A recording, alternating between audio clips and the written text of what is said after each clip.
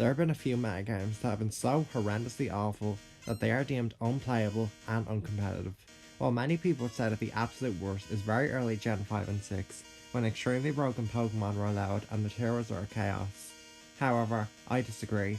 I personally think that there has never been a metagame worse than GSCNU during 2019 when it was dominated by Raichu and Poliwrath. However, before that, GSCNU was dominated by Feraligatr and Raichu, and this metagame was just as bad. It was absolutely horrible. Almost every game came down to stalling between the two broken Pokemon of the metagame. The tier is very stale, boring and restrictive, and nobody enjoyed or wanted to play the tier. The metagame ended with Feraligatr being banned from GSCNU, which led us right into the Poliwrath plus Raichu metagame, but that's for another time. Let us get on to why the tier with Feraligatr was so bad. For context, it was 2018 and GSC lower tiers had just been massively shifted. Mr. Mime, Haunter and Pikachu were just bumped up to UU, and Magmar, Wigglytuff, Feraligatr, Weezing, Raichu, Poliwrath, Flareon, Hitmonlee, Ninetales, Primeape and Golduck were dropped down to NU. This shift completely upended the tier and people had to start from scratch. The majority of these Pokemon were fine additions to the tier, but there are two that absolutely took over and made the tier a disaster, and I'm of course speaking about Feraligatr and Raichu. Raichu and Feraligatr were both insanely overpowered and overwhelming to deal with, both using Rest Talk as their most common set. Feraligatr had the highest base stat total of anything in the tier, being pretty strong and very tanky, in addition to having a wide move pool and only 2 weaknesses. Feraligatr was very hard to beat without using a bulky setup sweeper that could set up and defeat it, such as Curse Wigglytuff or Rest Talk Swords Dance Kingler. Feraligatr was not that weak, having a good special attack stat, and water is just a good attacking type in general, so not many offensive Pokemon could switch into it and KO it. It only had 2 weaknesses, to electric and grass, and since the tier had no grass types, most of the grass moves were just hidden power grasses that would easily bounce off Feraligatr. Several of the strongest explosions failed to OHKO it as well. In addition, Feraligatr is just rarely obligated to switch out, except when facing Raichu.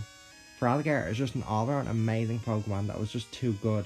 It was extremely tough to take down, it could customize itself in many ways, even on its Rest Talk set, and due to how good its move pool and stats were.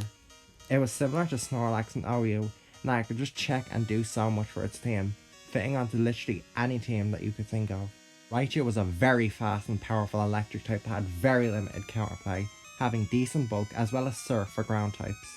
GSCNU is famously lacking in ways to deal with electric types, see Magnemite in the current GSCNU. The tier had no fully evolved grass type, so people had to use the otherwise mediocre Execute, who Raichu could just run hidden power ice for, and the tier's ground types, such as Growler and Dugtrio, had to verse Surf, are just being chipped down by Seismic Toss. The special walls of the tier, such as Wigglytuff and Ninetales, were shaky checks at best with spikes up, and for Alligator, the tier's main wall was like obviously not a good Raichu answer. Raichu was just extremely fast and strong, and didn't have horrible bulk either, because remember, this is GSC, where every stat is maximised. As a result, Raichu was a very effective user of Rest Talk, especially since it was so fast.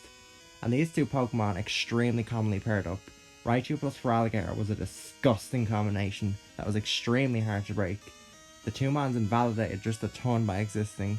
Most notably, the tier's fire types are generally awful since they could not break Feraligatr, and any water type that was not Gator, Poliwrath or Kingler was generally not worth using due to the steep competition and the existence of Raichu.